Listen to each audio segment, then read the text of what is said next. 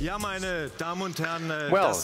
ladies and gentlemen, that was a brief journey through time. 6 generations of golf, 6 chapters in the history of time. You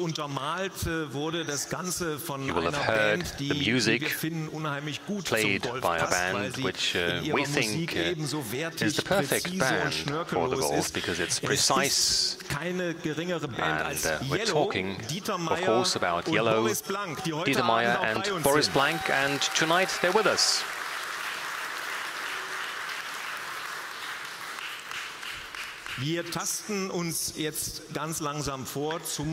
Okay, slowly but gradually we're moving closer to the big star of tonight. But first of all, we'd like to talk about something that's very important, in fact, very important for the design of the Golf, also of the new Golf, the design, and who better to talk about that than Walter de Silva. Walter, the stage is yours.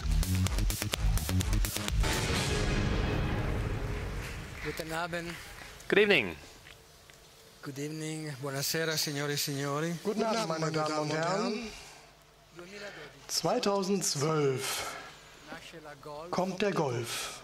2012, the launch of the new Golf, the 7th generation. Für uns alle. A lot of work for all those involved. To date, more than 29 million units have been produced in Wolfsburg. And they're all called Golf. For the past 38 years, the Golf has been the starting point, but also our destination when it comes to quality, performance, and innovation and design.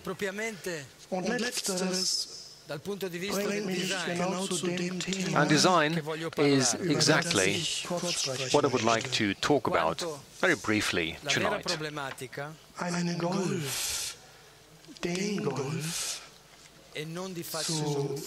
Now, designing a Golf, designing the Golf, is probably one of the biggest challenges, one of the most difficult tasks to be faced by a car designer, designing the Golf.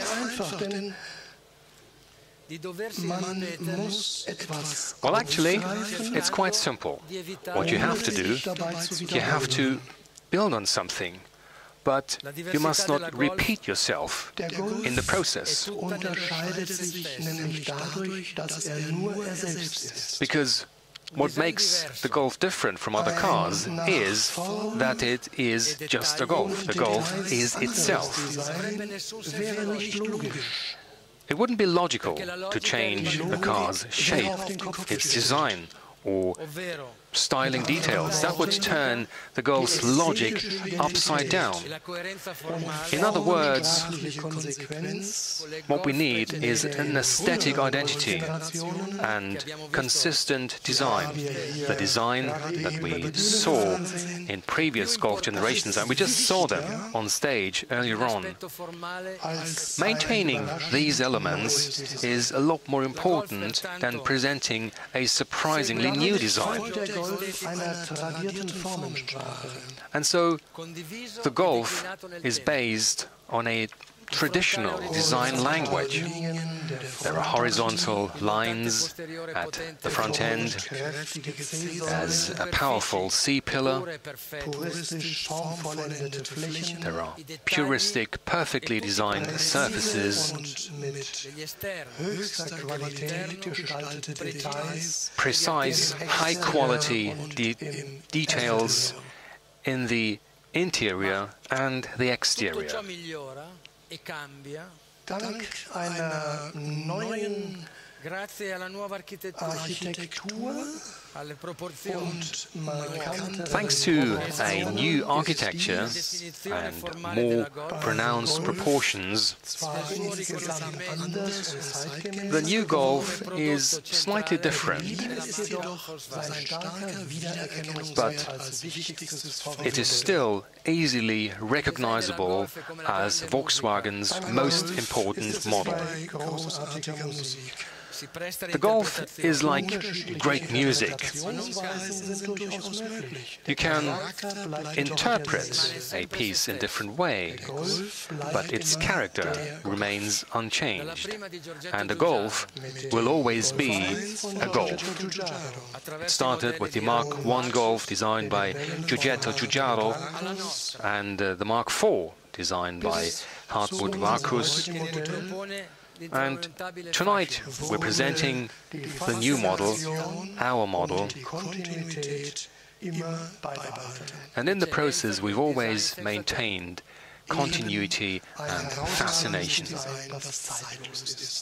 Excellent, timeless design. With that, I'd like to hand over to my friend and colleague Klaus Bischoff, Head of Design at Volkswagen. Klaus is going to give you more information on the design of the new Golf. Thanks. Ladies and gentlemen, it is an honor to present the design features of the new Golf.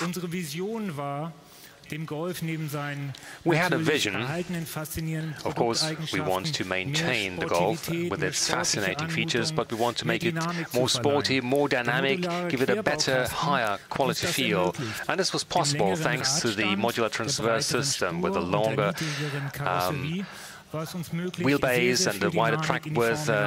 We've been able to make the car a lot more dynamic. You can see that even by looking at the first line. I'd like to show you the bonnet is very long, the A-pillar is flat, and the roof almost flies down to the rear end, and that gives the car a very sporty appearance. The second line I'd like to show you is the windows, the window lines. They are flatter. And the bottom line, there is an edge that protrudes all the way to the wing, so it characterizes the wing, the fender, and reduces the volume above the front wheel. And that also makes the new Golf a lot more sporty. The main line of this car is what we call the character line, and this line actually goes right around the car. It's a wraparound line. However, you cannot see it on the wheel arches. This connection is made visually by your eyes. Now, of course, we had to maintain the C-pillar because this is one of the typical hallmarks of the Golf. But we've perfected the surface, we've made it even more pronounced and underlined the parallel lines. Next, the wheel arches, they have very strong contours and they give the car a very powerful stance on the road. Moving on to the front end, here you can see the car for yourselves. Anyway, as far as the front is concerned, the front end, you can see the logo, the Volkswagen logo, that's the center of the front design, and you can recognize the shape of the Golf. There's a figure made up of the radiator grille and the headlights, and what's new is that we've really connected these two elements by the horizontal line I just mentioned on the side. And you can also see it at the front end. There's a chrome element from one headlight to the other. At the lower front end, there is a chrome bar that creates a lot of width, and it almost carries the air inlet. This creates width and gives the car a very good stance on the road. And then there's this line that protrudes from the headlight to the radiator and then goes towards the top, over the bonnet, into the pillar. I'll come back to that in a minute.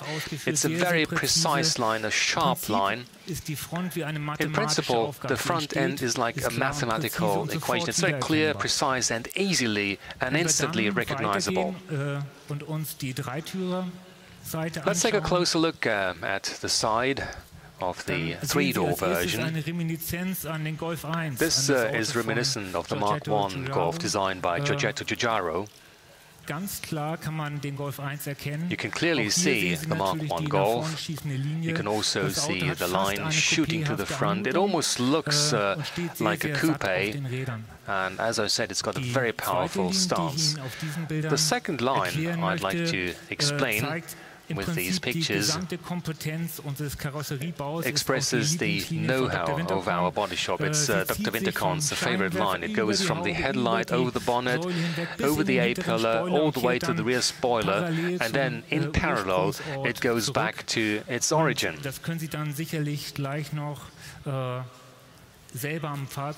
can see that for yourselves later on when we present the car. You can see the very precision of that line. Let's take a closer look at the rear end.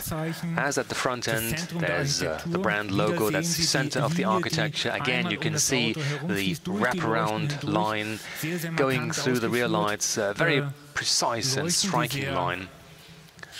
The rear lights are very pronounced, very precise. They are part of the body, and there's another line below. It connects the bumper and the tailgate, and it really gives the car a very good stance on the road. At the lower end, there's a very sporty diffuser pointing towards the wheels, and it gives the car very good stance on the road, as seen from the rear end. Moving on to the interior. Now here, the idea was to create a new benchmark to underscore the car's sportiness using a cockpit that's built around the driver. We wanted to give it an upmarket quality feel, very strong emphasis on the cockpit, and we ensured that wherever possible, we had the highest possible quality. Look at the connection of the center console, the start-stop button, the electric parking brake, the touchscreen, a 3D touchscreen with its fascinating operating mode. Ladies and gentlemen, I hope you won't have for a long time, more time, but I'll hand over to Dr. Hackenberg, who is going to give you some more technical details on the car.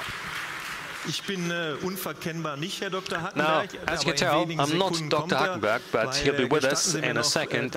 Allow me to say thank you. Thanks, Walter and Klaus, our design gentlemen. I think you can tell from these presentations that we can expect something really special. Please, a round of applause for our two colleagues from design. Now, with the Golf, the design did not promise more than was actually delivered in the end. And the person responsible for the content of the Golf is our chief innovator, Dr. Hackenberg. Well, thank you, Stefan, for this introduction. Ladies and gentlemen, in fact, innovation has been the basis in the development of the new Golf, and therefore the Mark VII Golf, the 7th generation, has become